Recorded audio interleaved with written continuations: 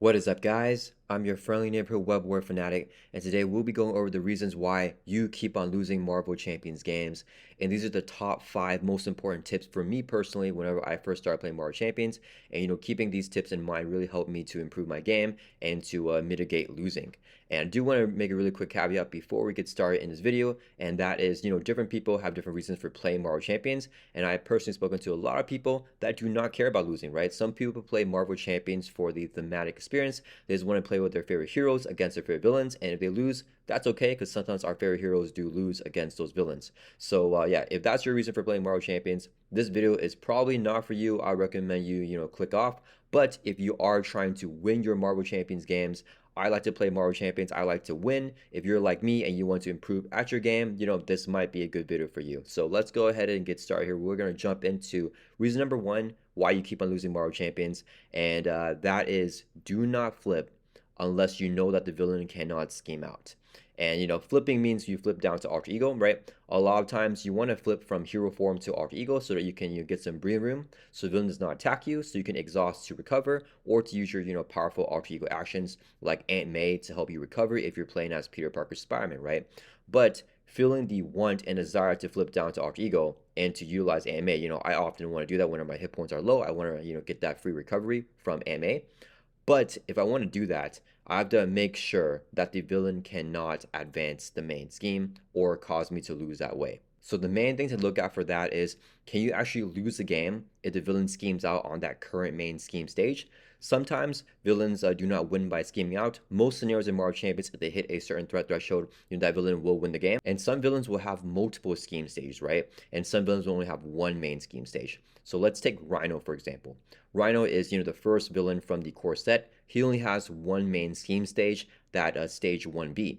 And if it hits 7 per player threat, then players will lose the game. So let's say you're playing Rhino in true solo. If Rhino hits 7 threat, then we just straight up lose. So if we're flipping down to alter ego, we want to calculate how much threat's going to be on the main scheme. Let's say you clear off all the threat, right? So there's 0 threat on the main scheme. You flip down to alter ego. Then you're going to add 1 threat, in the beginning of the villain phase, because we always have to do that whenever the villain phase begins. So it's already going to have 1 out of 7 threat.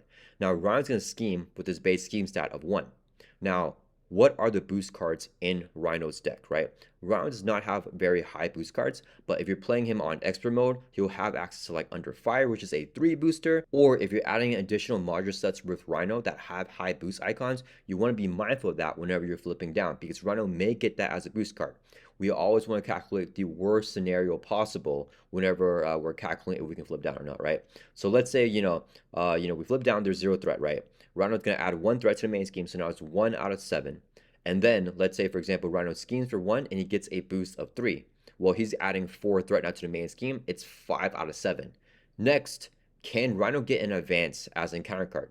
I know, it's a super low chance, but I guarantee it's happened to you, and it's definitely happened to me several times as well, on my playthroughs on his channel. I'm thinking, there's no one's advance, right? There's no one's in advance, and then we pull that advance. It's happened to everybody, so we want to always be mindful of that. It just always seems like whenever we don't want the advance, that's when it comes up the most. So in order to mitigate that, let's just not flip down. And oftentimes I won't flip down, and then I'll see the encounter card. It wasn't advanced, and then if I flip down, I would have lost, right? So it's very important to keep that in mind. Now, obviously, if staying up in hero form does cause Rhino to attack you, and you don't have any allies to block, and you will die to that attack, then you will for sure lose, to that attack. So then just flip down and take the risk anyways. But if you can survive a whole villain phase, in hero form, you might as well stay up in hero form, because taking that risk just to have your, greedy RTU action, which if you guys know me, I'm a super greedy player. Sometimes the only reason that I flip down to alter ego is to get access to that extra hand size, because every single alter ego in Marvel Champions has a higher hand size than their hero form. So just for that extra, 1 or 2 cards, I'm flipping down there because I play very greedily, and I'm kind of like a greedy player. But I'm not going to do that if I know that I can lose straight away. And obviously, it's important to know, if you're facing a villain like Claw, it's okay if Claw threats out, that first main scheme stage, his 1B, because in Claw's scenario, he has 2 main scheme stages, so players will not lose if he advances that first main scheme stage. So it's not as much of a worry. You have a little bit more of a breathing room with Claw's main scheme than with Rhino's main scheme. Alter Ego is my favorite mechanic in Marvel Champions. If you guys watch my playthroughs, you guys know I always try to utilize that. But hold that, that temptation, resist that urge. Do not flip down unless you know that you can flip down for sure, safely. And yeah, that's my number one big advice for you guys playing Marvel Champions. Do not flip down recklessly. And this actually segues perfectly into the reason number two why you keep on losing your Marvel Champions games, and that is you're not keeping track of the cards in the encounter deck. It's very important to keep track of the cards, what's left in the encounter deck. Specifically for this example, we'll be talking about the Advance, right? Advance is one of the most popular cards in Marvel Champions because it's been the demise of several players, myself included. And yeah, basically just an encounter card. Whenever you reveal it, the villain will scheme. And whenever you're flipping down to Alter Ego, you want to be mindful, does the villain still have advances in their encounter deck? A lot of villains will actually have another activation card that will allow them to scheme if they reveal that encounter card while you're in Alter Ego. For example, Ultron has the Rage of Ultron. Rhino, on the other hand, does not have any encounter card in his encounter set that allows him to scheme if you review that in Alter Ego, other than whenever you're adding in, the advance from Standard 1. But why it's so important to keep track of those advances and to actually know if they're in the encounter card discard pile or they're still in the encounter deck is, similar to reason 1, right? Whenever you're flipping down to Alter Ego, the villain may get an advance as an encounter card in addition to the regular scheme. So can you handle that without losing the game, right? We always want to think about that worst case scenario.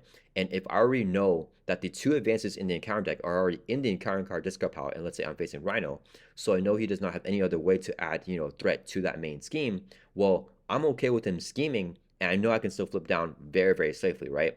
Also, if I can put a confused status on Rhino, which will prevent him from scheming, well, it doesn't even matter if the main scheme has 5 threat. If I flip down to Alter Ego, he'll add 1/3 to the main, so go up to 6 out of 7. I'm only 1/3 away.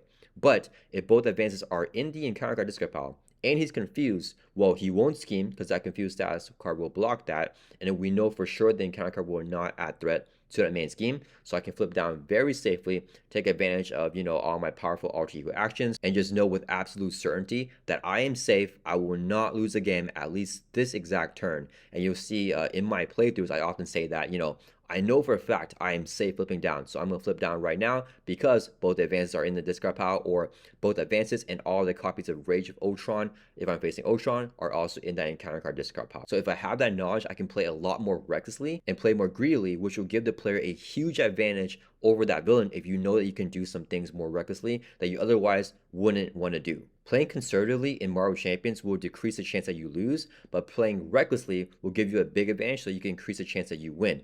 However, whenever you play recklessly, you also increase the chance that the villain may beat you, right? So if you can play recklessly and have the guarantee that the villain will not defeat you, in that turn, what I mean is if you can get away with playing a very reckless turn and gain that advantage, then you are super set for the rest of the game. My third advice for being a better player is similar to keeping track of the encounter deck.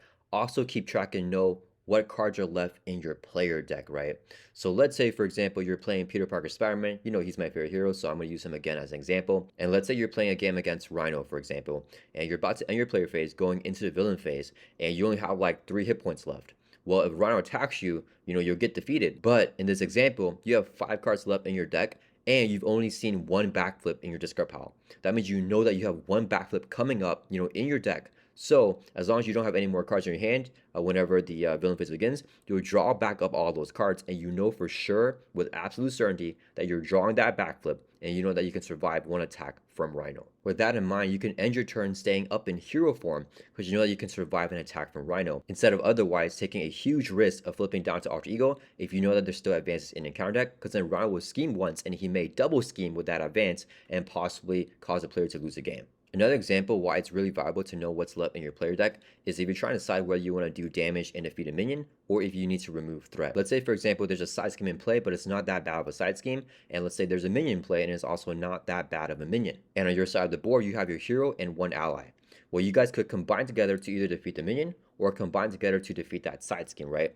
Which one do you do? Well, in this case, I will look through my player discard pile, right? I'm not allowed to look through my player deck, but I'm always allowed to look through either the player discard pile or the encounter discard pile. So let's say I look through the player discard pile and I see that all my attack events are gone, but I know that I still have my identity-specific thwart events in my player deck. Well, in this situation, it's super easy what I would do. I would attack and defeat the minion, and the next turn I know that I would draw at least one of those thwart events. If I wasn't keeping track of what's in my deck and what's in my discard pile, let's say I use my ally and my hero to thwart out that side scheme, right?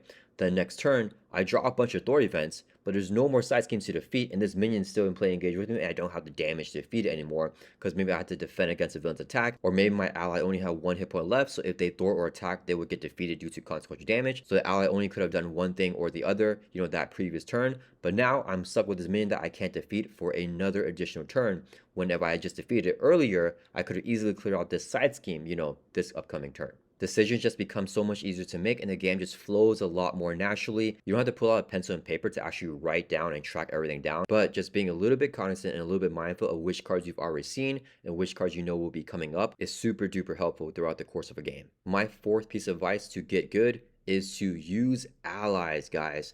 So a lot of people, allies are like one of the most controversial card types in Marvel Champions. They get a really bad rap, and people will hate allies, to no end. People complain to me that I use too many allies in my decks. That's just the way that I play. I like to use allies. I like the versatility of them. And for me personally, it's thematic as well, right? Like I want to see, Spider-Man crossover with Wolverine, right? I'm not a type of person that wants to use, a pure, Web War deck, even though I'm a Web War fanatic, or like a pure Avengers deck all the time.